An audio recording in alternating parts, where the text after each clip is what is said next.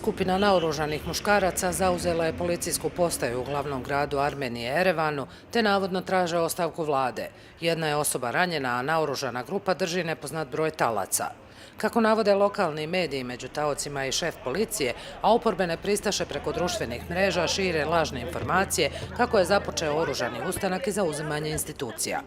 Kako prenose strani mediji, navodno je jedna osoba ubijena i jedna ranjena, armenska sigurnosna služba navodi kako su u tijeku pregovori s naoružanim osobama kako bi se one mirno predale armenskim vlastima.